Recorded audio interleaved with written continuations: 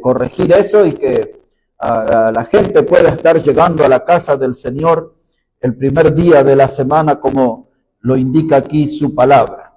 Hermanos, ¿se han encontrado? Libro de Éxodo, capítulo 3, versículo 1, dice la palabra: apacentando Moisés las ovejas de Jetro, su suegro, sacerdote de Madián, llevó las ovejas a través del desierto y llegó hasta Horeb, monte de Dios, y se le apareció el ángel en una llama de fuego.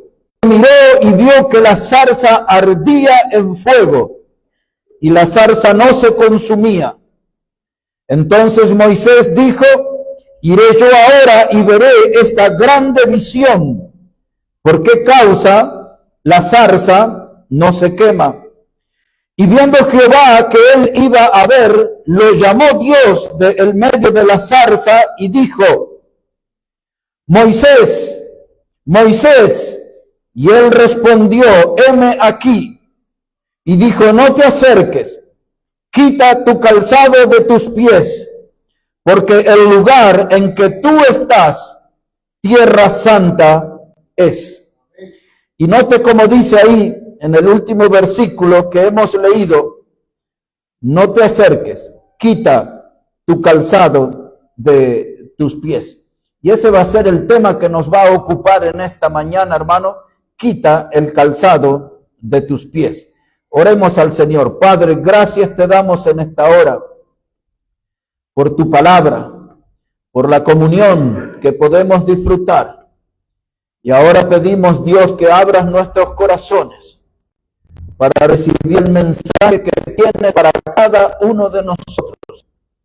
Y que podamos aquí, Señor, tener un tiempo de bendición, de regocijo para nuestra alma. Danos de tus bendiciones, Padre. Lo pedimos en el precioso nombre del Señor Jesucristo. Amén, Señor. Amén. Quita el calzado de tus pies. Vemos aquí, hermanos, Moisés en el desierto. Y de pronto él ve una zarza ardiendo.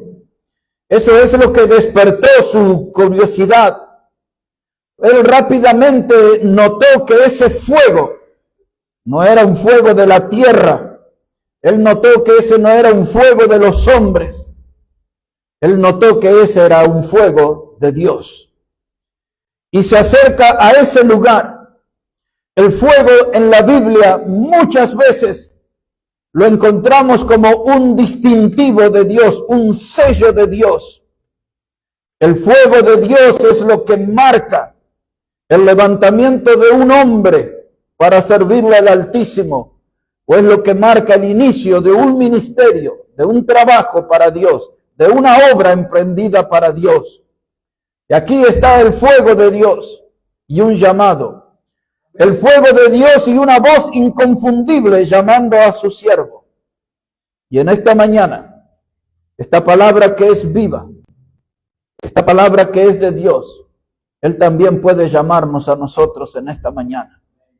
Y necesitamos estar, como hemos dicho en la oración, con un corazón abierto, porque Él hoy puede ser el inicio de algo grande en nuestras vidas.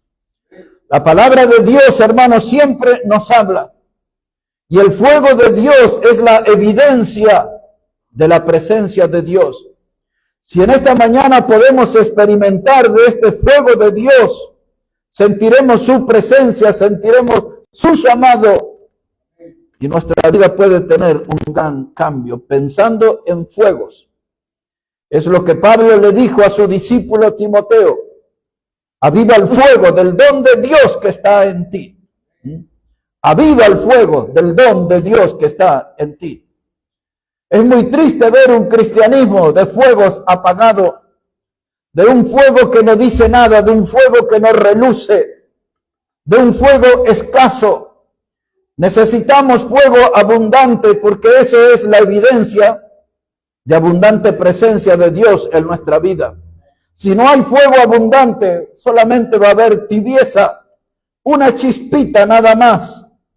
Pero eso no es suficiente para hacer un gran servicio para Dios. No es suficiente para hacer un servicio como Dios espera. Quita el calzado de tus pies. Y luego de eso, en primer lugar, quitamos el calzado y reconocemos la presencia de Dios. En este lugar, hermanos, donde nosotros reunimos, es un lugar con la presencia de Dios. Muy pocas veces teníamos un texto allí escrito donde decía, Dios está en este lugar, y yo no lo sabía. Eso es lo que dijo el patriarca Jacob cuando estuvo en un lugar llamado Betel, pues tuvo que tener ese nombre Betel, que significa casa de Dios. Y esa noche él recostó su cabeza en una piedra y aparecieron ángeles subiendo escaleras, descendiendo, y entonces, exaltado, Jacob despierta y dice, qué cosa tremenda, Dios está en este lugar, y yo no lo sabía. Y a veces venimos a este lugar de reunión, y Dios está en este lugar, y usted no lo sabe.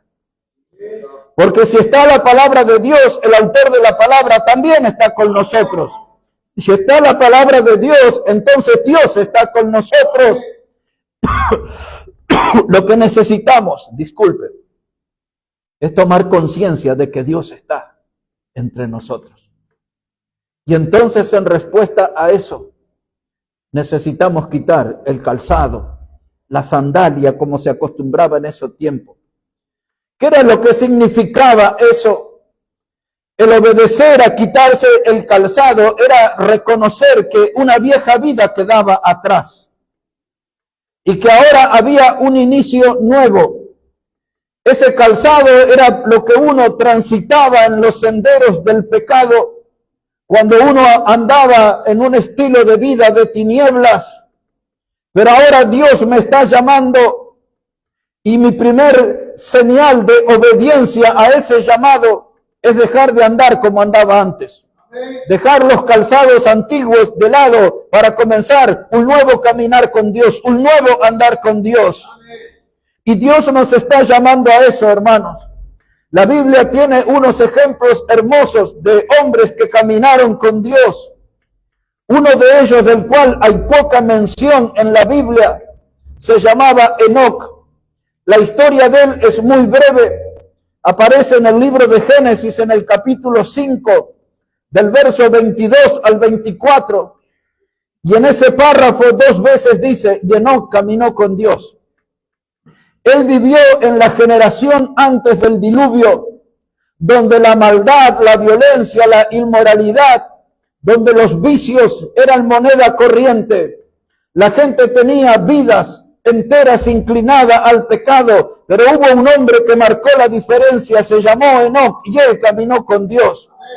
Él no anduvo detrás de la manada, no anduvo atrás de las mayorías pecaminosas. Él se distinguió y caminó con Dios. Tuvo un andar diferente, tuvo un calzado diferente. Él escuchó el llamado de Dios y caminó con Dios. Y pasaron algunos siglos, unos cuantos siglos. Y llegamos al Nuevo Testamento, a la carta a los Hebreos en el capítulo 11, y encontramos el nombre de esta persona, Enoc, el que caminó con Dios. Y cuenta allí en Hebreos 11, verso 6, dice que él caminó con Dios, hermano, porque sin fe es imposible agradar a Dios. Enoc caminó con fe y dice que él fue traspuesto, es decir, que fue arrebatado, fue llevado al cielo para no ver muerte. El hombre que caminó con Dios fue llevado a la presencia del Señor. Él junto con Elías, que fue llevado en caballos de fuego, carrozas de fuego, son dos de los hombres que no conocieron la muerte. Fueron llevados desde esta tierra, del mismo modo que un día, como vimos ayer, la iglesia de Cristo será trasladada a su presencia. Enoc caminó con Dios y después de él vino Noé. Y la Biblia dice que Noé caminó con Dios. La Biblia también remarca eso, dice que Noé era el único varón justo en su generación. Toda esa gente se inclinó a la actividad pecaminosa, pero Noé también marcó diferencia y él caminó con Dios y se destacó siendo un hombre de Dios.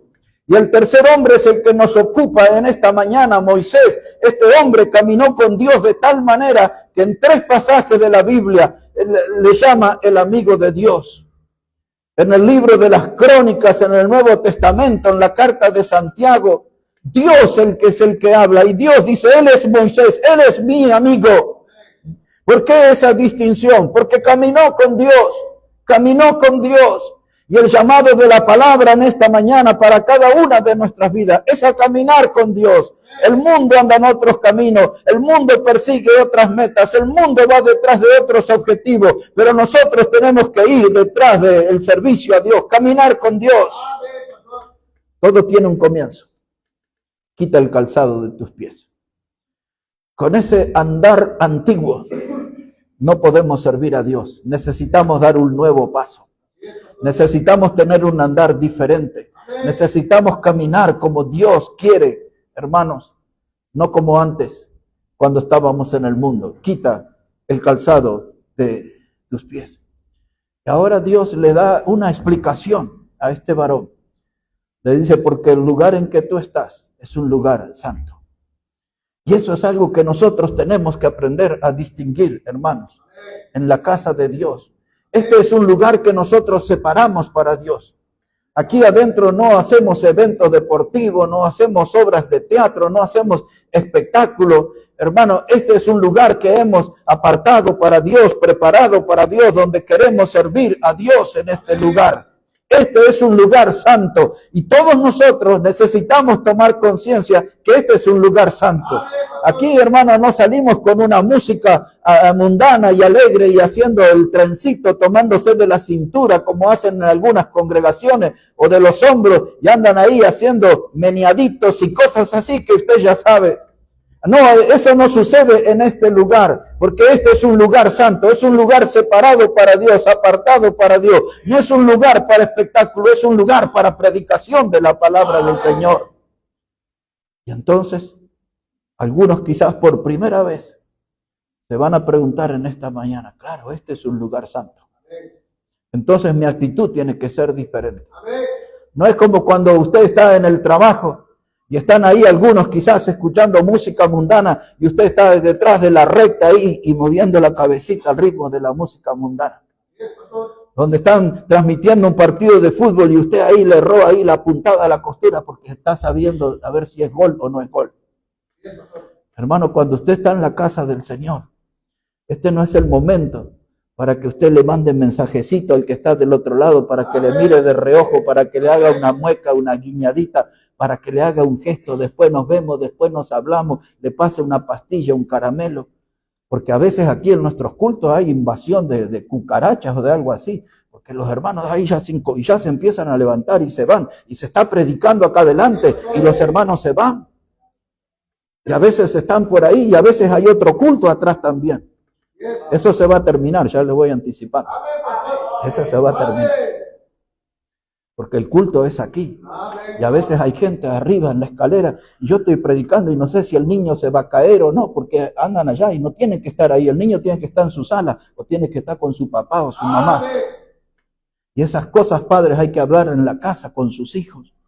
No pueden andar por allí atrás cuando aquí hay predicación de la palabra de Dios. Porque estamos en presencia de Dios y todos necesitamos ser conscientes de eso. Estamos en presencia de Dios y este es un lugar santo. ¿Cuántas veces sonó un teléfono y la gente se desconectó de Dios y salió a atender su llamado? Alguna vez puede ser una emergencia, pero la mayoría de las veces no lo es. No se justifica, hermano, dejar de desconocer que Dios está en este lugar para ir a atender un mensaje que lo puedo atender después de la reunión. Hermano, si yo necesito ir al baño, voy a ir. Pero todos nosotros tenemos que ser conocedores de nuestro cuerpo. Y tenemos que saber ir antes de la reunión o después de la reunión. Porque cuando la palabra de Dios se abra, yo no tengo que moverme. Porque tengo que reconocer que estoy en la presencia de Dios. Y que el lugar en que estoy es un lugar santo. Claro, si tengo una urgencia voy a ir. Pero no como una costumbre, como un hábito. La invasión de cucarachas, me siento incómodo en el asiento y ya me muevo y ya me voy. Y entonces uno se distrae y lo mira cómo se va. Y el otro de la fila de enfrente mira cómo se va. Y Dios está aquí. Quiero hablar contigo, quiero darte un mensaje. Pero usted está mirando quién se levantó, quién fue al baño, quiénes otros lo están mirando. Y el diablo trabaja. El diablo viene a la iglesia y trabaja. Porque si el diablo logra distraernos, entonces que Dios hable todo lo que quiera, porque su palabra no nos va a llegar. Porque estamos entretenidos en una distracción del diablo. Y entonces Dios dice, quita el calzado de tus pies. Quiero que sepas esto, el lugar en que tú estás es un lugar santo. Así que, hermano, incorpore esa idea, si quiere, esa doctrina. Cuando venimos a este lugar, este es un lugar apartado para Dios, separado para Dios. Este es un lugar santo y aquí tenemos que estar reconociendo su presencia. Aquí está la palabra de Dios, que es viva y eficaz. Quita el calzado de tus pies. Porque Moisés, hermanos, había vivido 40 años en Egipto. Había aprendido todo el arte pecaminoso de los egipcios. Él absorbió esa cultura, porque él fue tomado como hijo de la hija del faraón. Él vio todas las fiestas en el palacio, todos los bailes de moda, a todas las exhibiciones corporales que había allí. Él conoció todas las clases de bebidas alcohólicas que desfilaban. Él vio, hermano, todo el pecado bien de cerca. Su vida estaba impregnada de Egipto. Y ustedes y yo sabemos que en el sentido figurado, Egipto habla del mundo. Y nosotros también tenemos mucho de Egipto en nuestra vida, pero cuando venimos a este lugar tenemos que reconocer que estamos en presencia de Dios y que el calzado de Egipto, el andar de Egipto, el caminar que tenemos en Egipto no es para este lugar. No es para este lugar. Y ahí viene la palabra del Señor, quita el calzado de tus pies. Y uno se pregunta, ¿para qué? Para algo que cantamos nosotros a veces en este lugar. Porque Dios anda buscando obreros que quieran serle fiel. Otra vez, quita el calzado de tus pies, porque como cantamos en este lugar, Dios anda buscando obreros que quieran serle fiel, obreros que quieran ir con Él. Y entonces, hermanos, Dios viene a llamarnos y dice, pero necesitas un calzado diferente. Hace 2 jueves atrás le prediqué el mensaje, calzados con el apresto del Evangelio.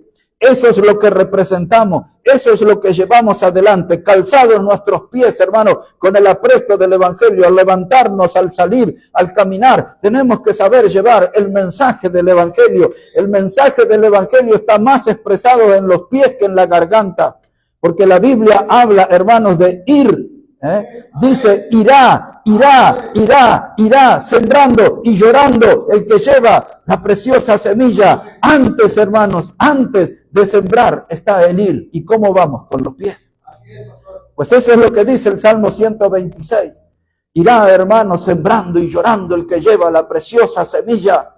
Quita el calzado de los pies.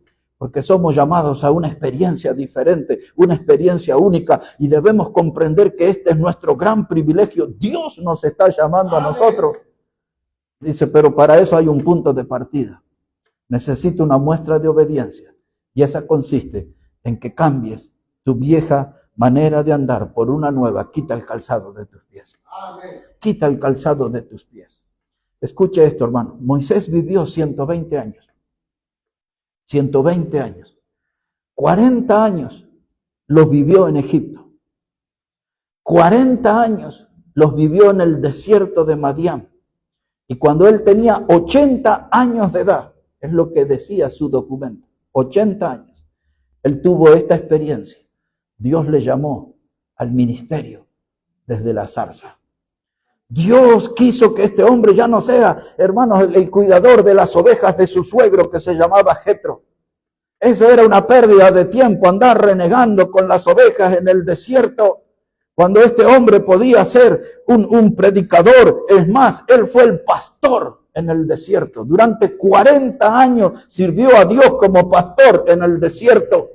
Le predicó a su pueblo, guió a su pueblo. Él fue la cabeza visible para que su pueblo saliera de Egipto, cruzaran el Mar Rojo, rumbo a la tierra prometida. Y cuando Esteban en el Nuevo Testamento, Hechos capítulo 7, da su tremendo sermón, él habló de que Moisés era el pastor de la congregación en el desierto.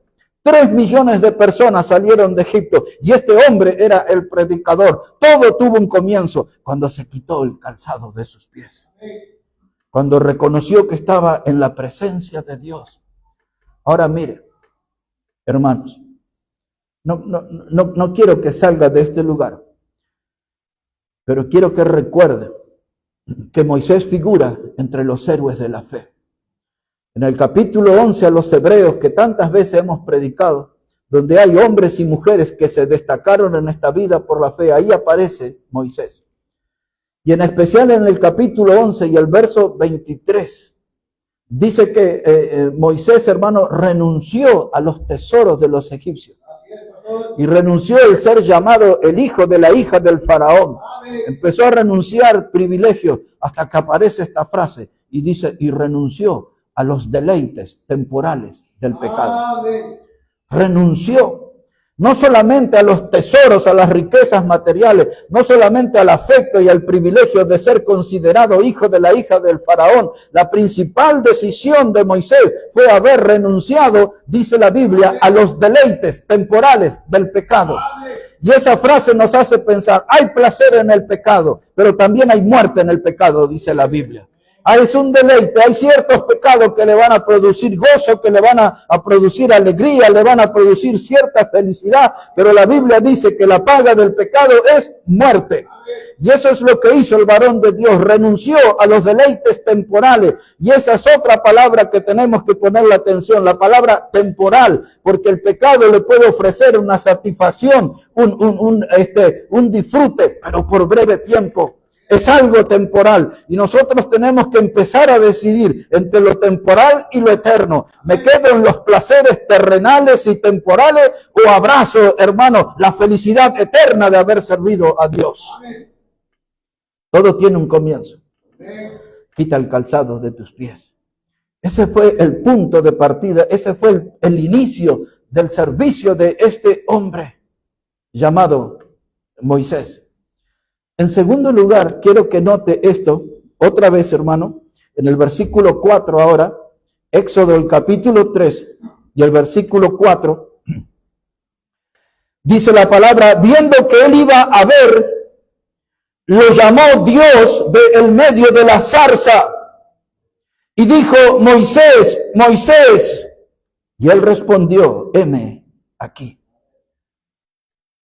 Segundo lugar, hermano. En esta mañana, primero, reconocemos la presencia de Dios. En segundo lugar, reconocemos que Dios nos llama por nuestro nombre. Eso para que no haya malos entendidos, que cuando Dios me está hablando, que yo no me esté planteando cosas, este mensaje es para quien está a mi lado, este mensaje es para los que están detrás de mí. No, cuando Dios me está hablando, Dios me habla por mi nombre. Ese mensaje es para ti, es para tu corazón, es para tu vida, es para tu ministerio, tu estilo de servicio que debes tener. Y lo llamó con nombre propio, le dijo, Moisés, Moisés, así como cantamos también en nuestra congregación, Señor, tú me llamas por mi nombre, tú me llamas. Esto es, hermano, un hecho inconfundible.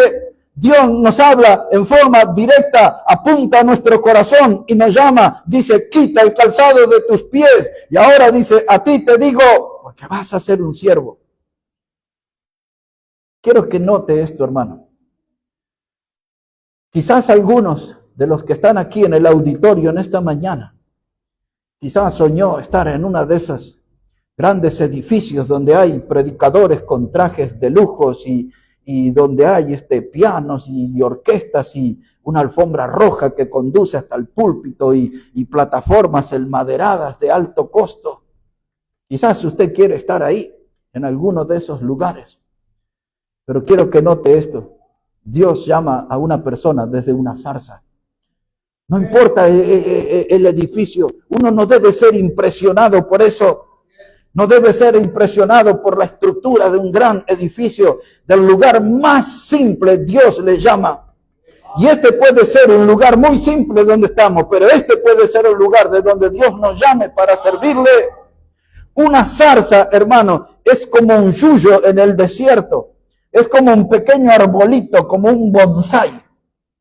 La zarza es lo más inútil que hay.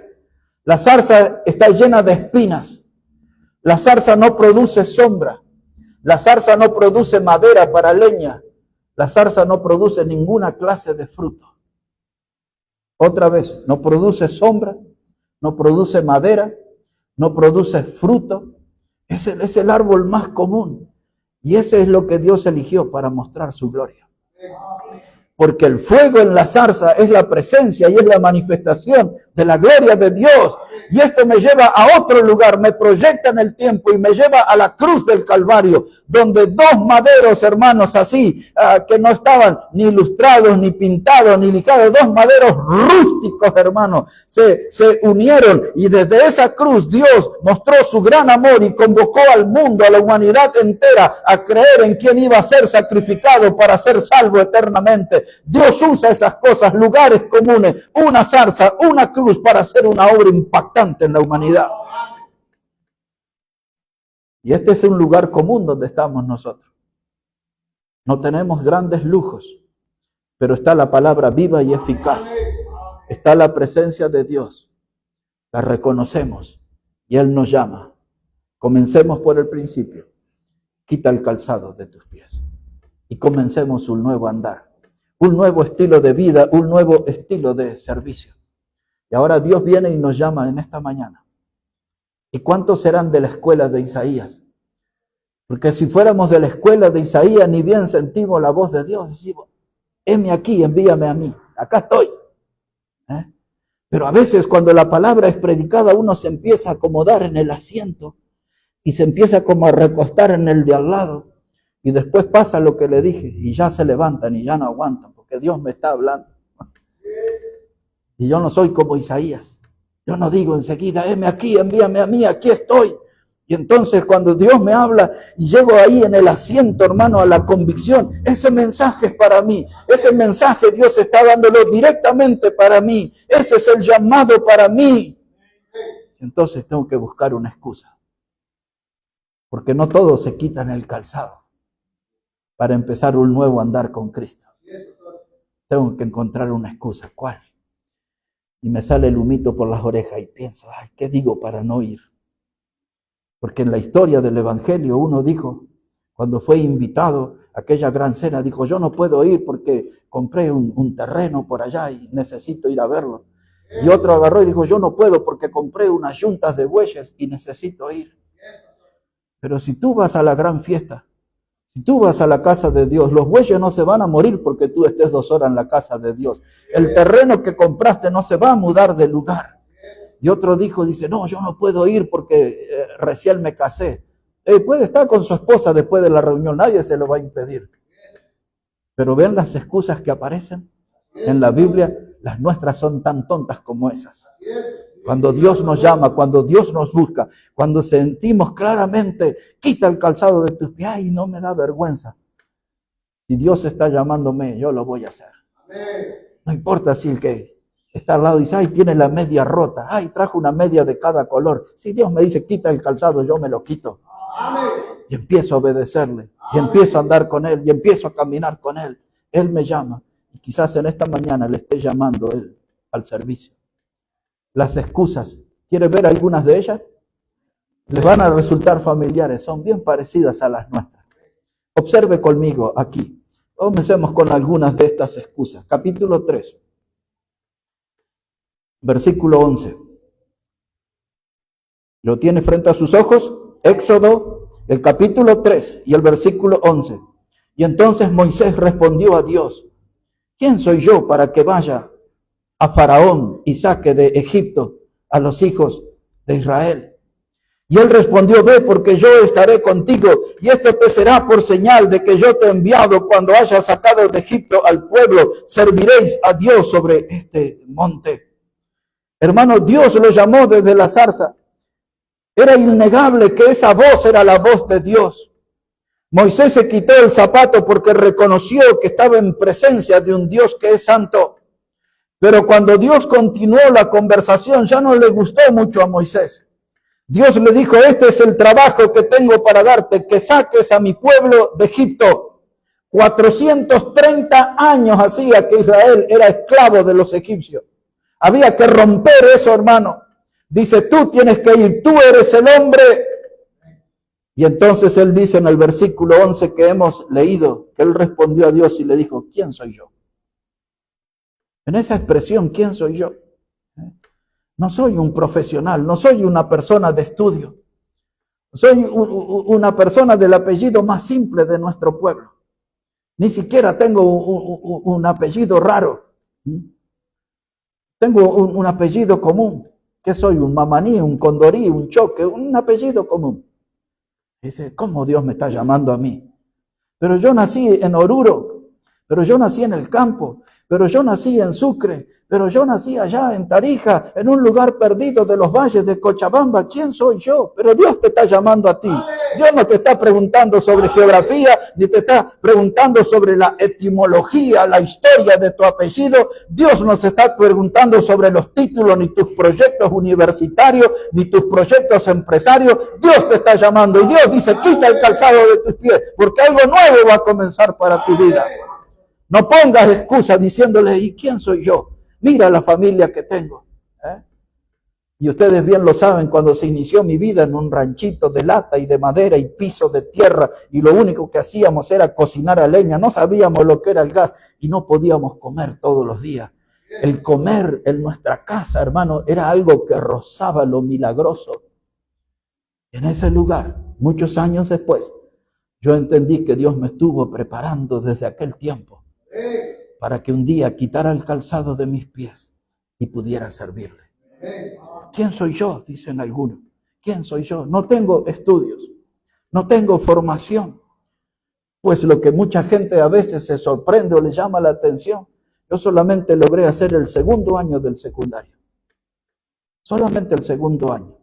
Y un día comencé a escribir un pequeño libro y luego escribí otro más y se sumó otro más y pasaron la lista de 20 libros.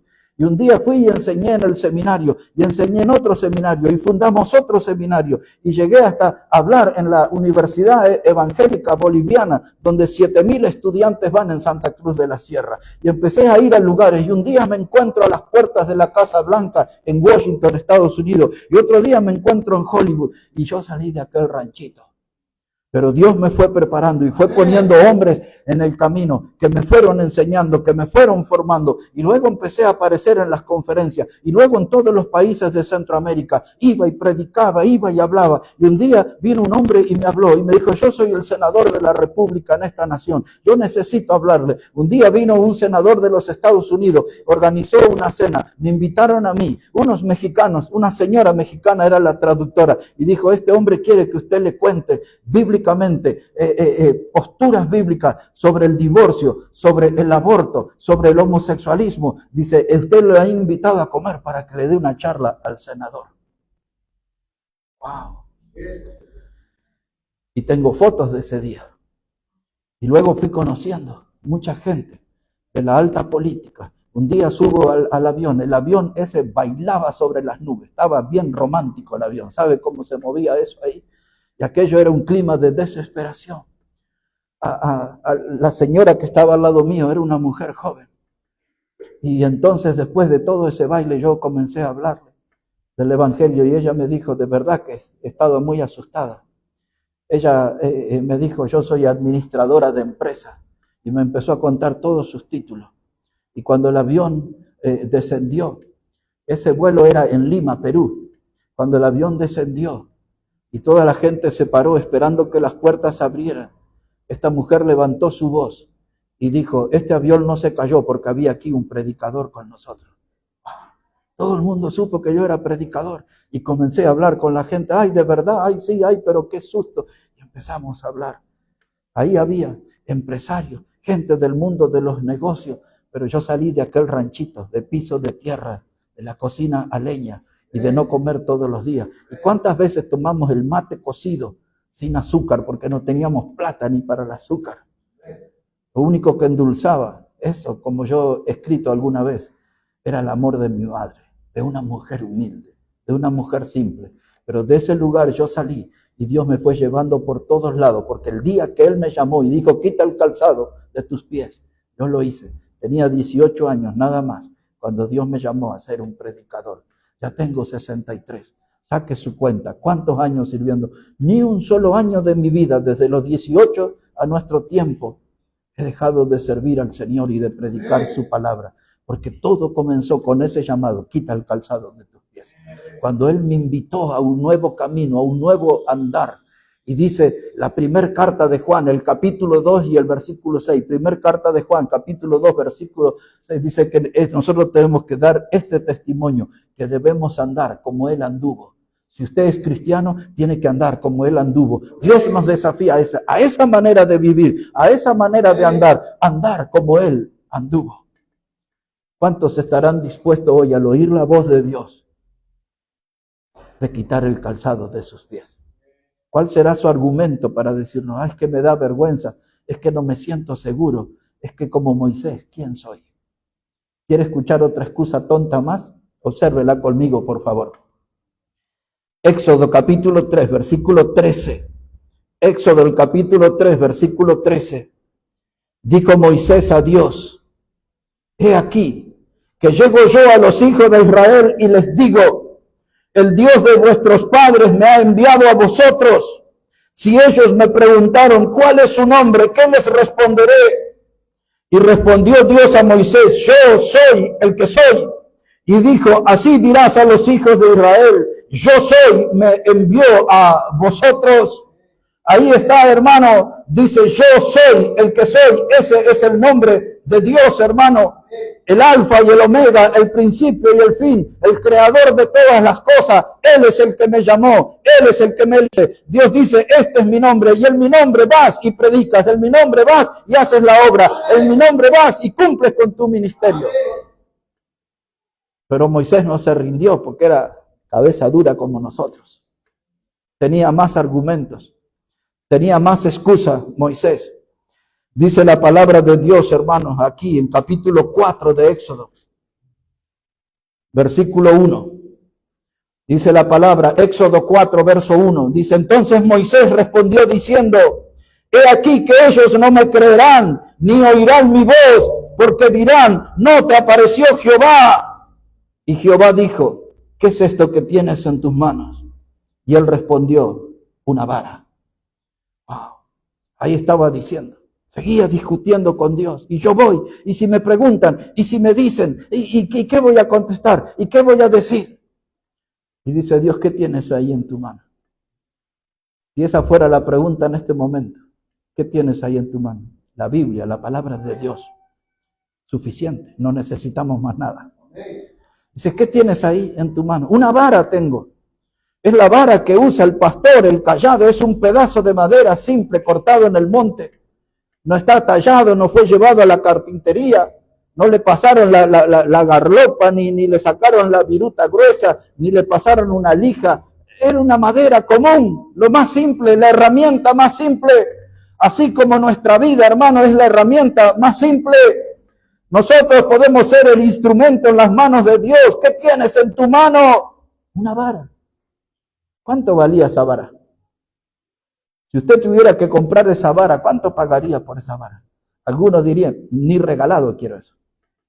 Ay, en los árboles de la General Paz encuentro una mejor, más vistosa que esa.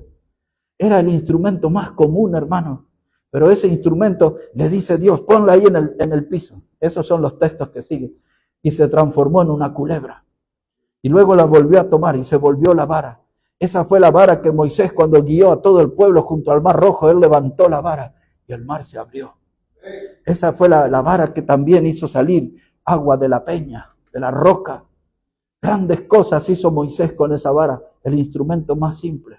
Nuestra vida es tan simple como esa vara, y grandes cosas puede hacer Dios con nosotros también. Pero todo tiene un comienzo. Quita el calzado de tus pies.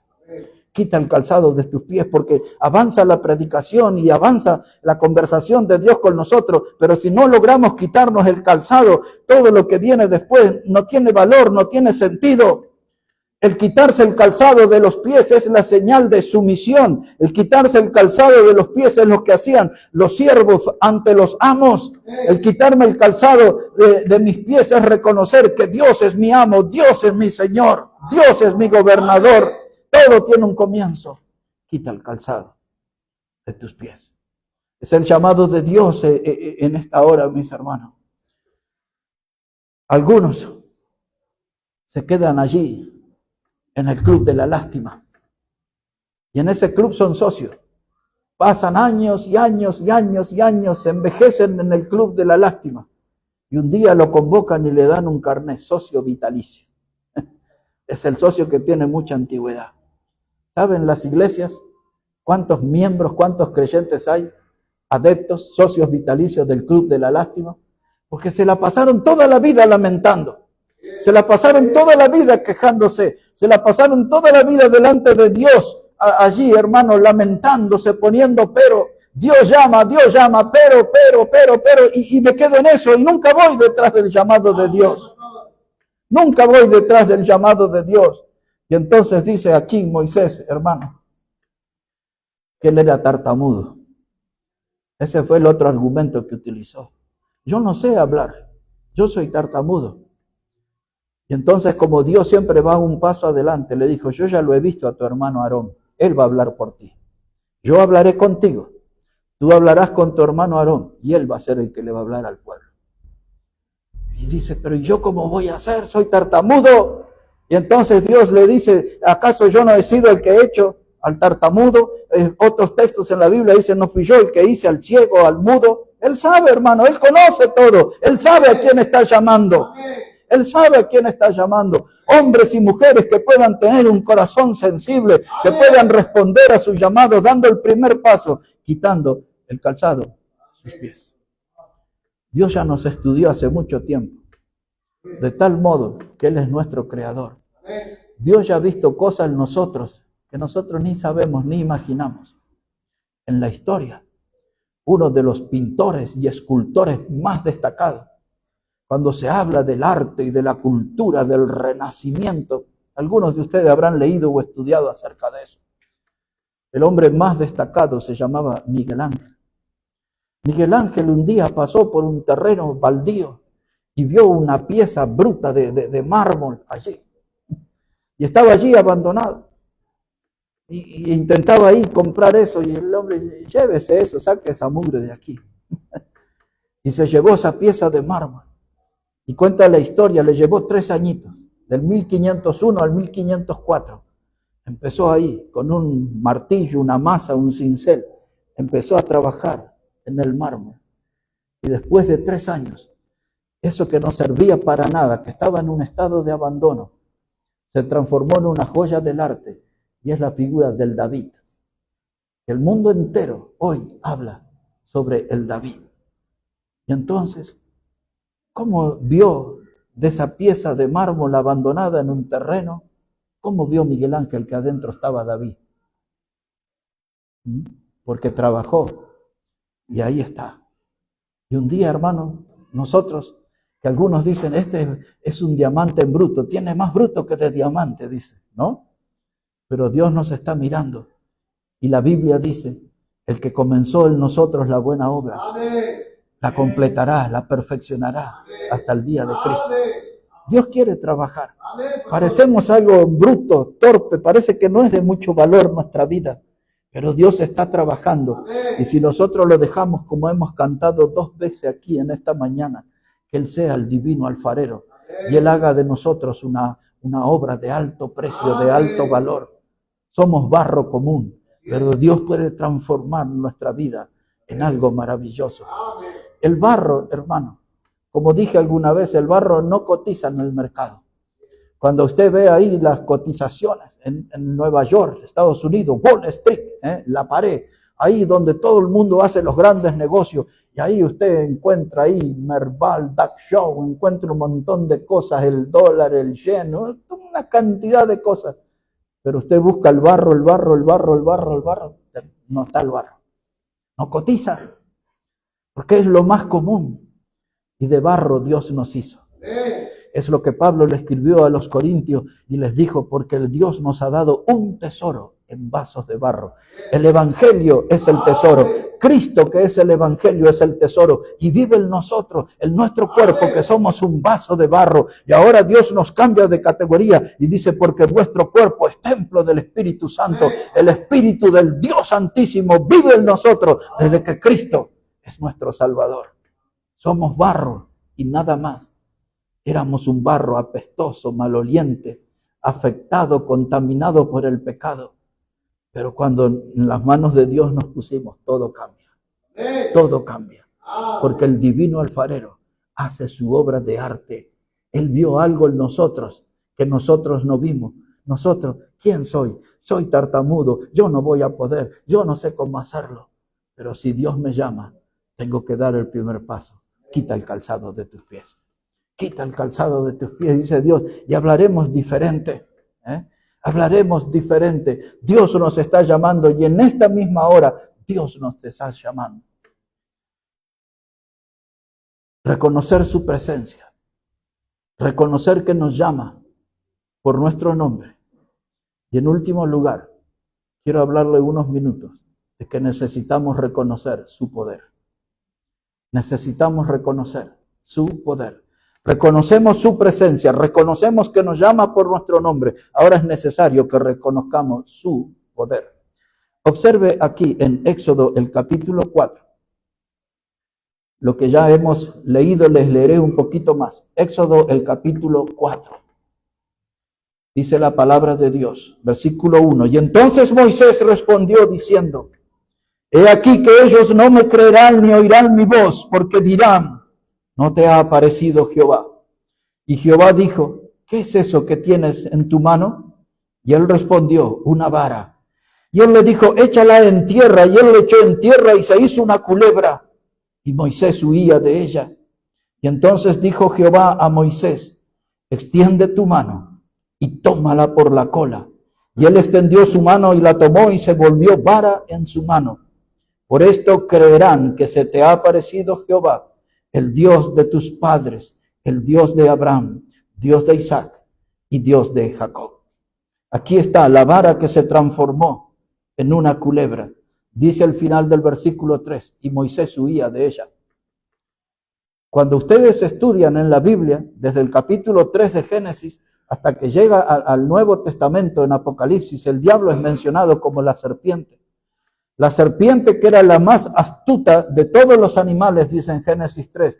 Y en Apocalipsis, hermanos, dice en el capítulo 12 de Apocalipsis, la serpiente antigua. La serpiente antigua. La serpiente esa, la culebra, corría a Moisés y Moisés huía de ella. La serpiente que nosotros conocemos, el diablo, está corriendo a muchos cristianos. Andan huyendo, disparando ahí del diablo. Están entretenidos en eso, atemorizados del perseguidor. Pero dice la Biblia en Santiago en el capítulo 4, dice, resistid al diablo y él huirá de vosotros. Amén. Pues esa es la postura de un creyente, resistir al diablo y él va a huir de nosotros.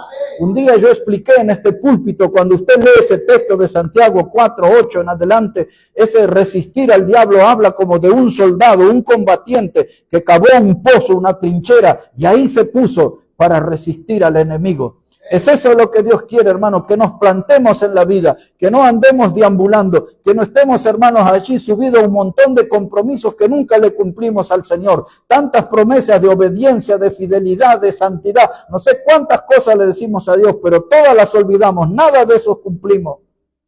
Hay que pararse, hermanos, plantar bandera, armar una trinchera, y acá voy a esperar al enemigo. Resistid al diablo y él huirá de vosotros.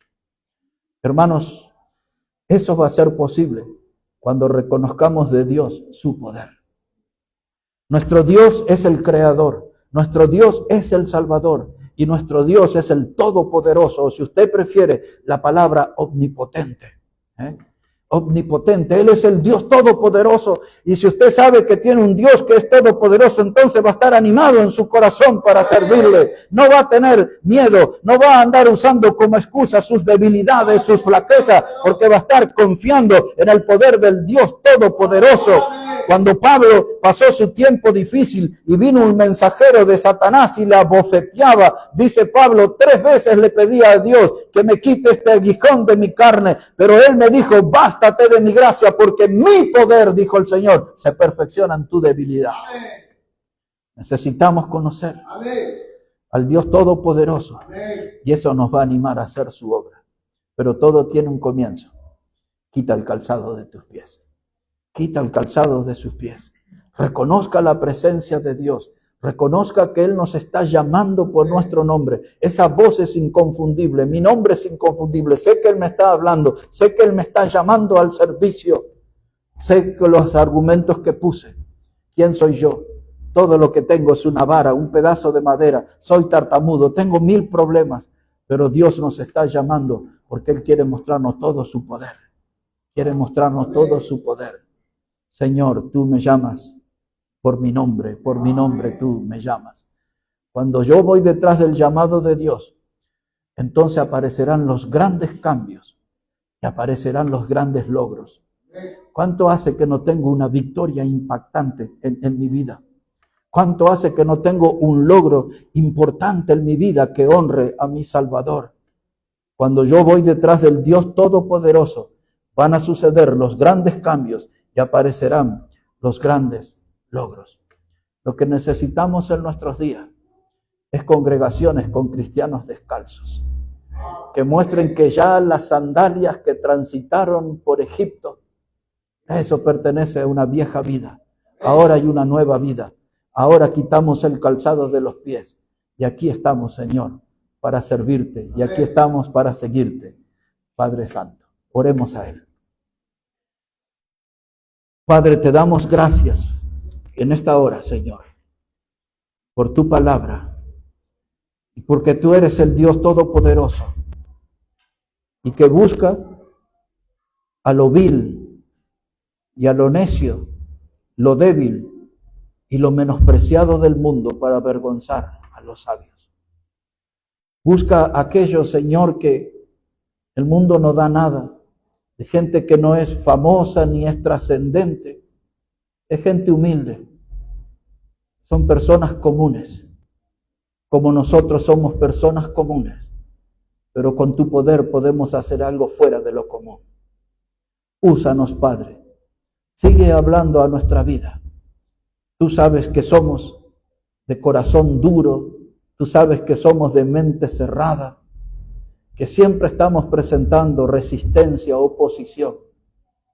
Pero quebrántanos, Padre, quebrántanos, y que podamos dar la primera señal para servirte y para seguirte, que podamos quitar el calzado de nuestros pies. Bendice tu palabra, bendice cada vida aquí, en este lugar. En el precioso nombre del Señor Jesucristo oramos. Amén y amén, Señor. Que Dios bendiga, hermano, su palabra. Si Dios no fue mudo en esta reunión, no se demore en tomar esa decisión de servirle, de tomar un compromiso con Él. Recuerde que todo tiene un comienzo. Quita el calzado de tus pies.